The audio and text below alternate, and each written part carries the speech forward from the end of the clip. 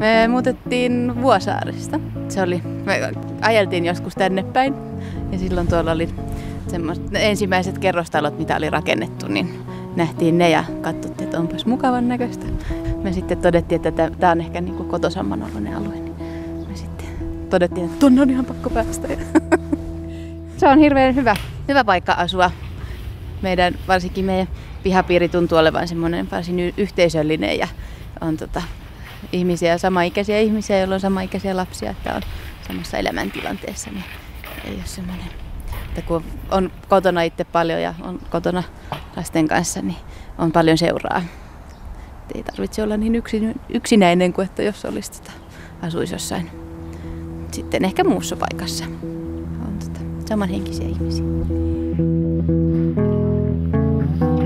No, talkoot on tietenkin se, mihin suurin osa ihmisistä aina tulee, mutta sitten on niin kuin tässä esimerkiksi nyt tänään on isät lasten kanssa pelaamassa sählyä, että sen takia täällä on aina osa lapsista pihalla, että niillä on semmoinen oma sählyvuoro tuossa lähikoululla ja sitten me niin voidaan käydä tuossa metsäretkillä ja paljon käydään Haltialan kotieläintilalla ja käydään niin kuin sitten tietenkin tuttujen naapureiden kanssa käydään lenkeillä ja semmoista, että ei rajoitu pelkästään tähän pihaan. Täytyy vähän luottaa. Joo. No mä oon Sofia täytti eilen 1 vuotta. Me ollaan Sofian kanssa liikenteessä. Niin, mikä se on? Mikä siellä on? Se on aika kiva.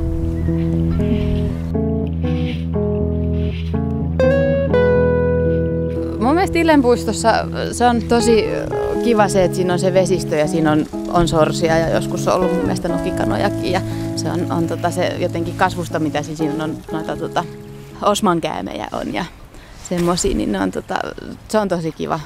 Ja meillä esikoisen päiväkodin henkilökuntakin välillä käy, se on luontopäiväkodissa tuossa peltojen toisella puolella, niin käy välillä ihan niin kuin juoksulenkillä katselemassa kanssa. Se on niin kuin semmoinen erityinen paikka, mutta sitten sekin on semmoinen hirveän silleen avoin, että jotenkin täällä kaipaisi sitä, että olisi tietenkin se ajan kanssa tulee sitten, kun puut kasvaa ja muuta, niin että sellaista ehkä, tämä on niin uusi alue, että ei ole vielä ennättänyt ikääntyä. Että varmaan 30 vuoden kuluttua täällä näyttää jo ihan erilaiselta.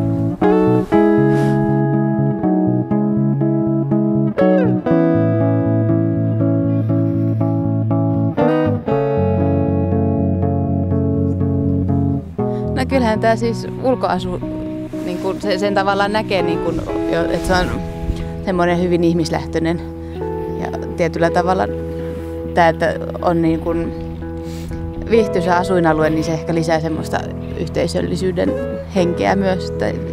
Täällä järjestetään myös siis muissa, ei pelkästään meidän taloyhtiöissä, niin järjestetään kaikennäköisiä tapahtumia. Tuolla on jossain puistoissa voi olla purojuhlaa tai voi olla pihakirppiksiä ja semmoista, että jotenkin niin kuin avointa, että verrattuna ehkä sitten niin kuin siihen kokemukseen, mikä mulla on kerrostaloasumisesta muualla, niin kun me aikaisemmin asuttiin täällä kerrostalossa, niin sielläkin niin kuin paljon enemmän juteltiin naapureiden kanssa ja tutustuttiin naapureihin. Että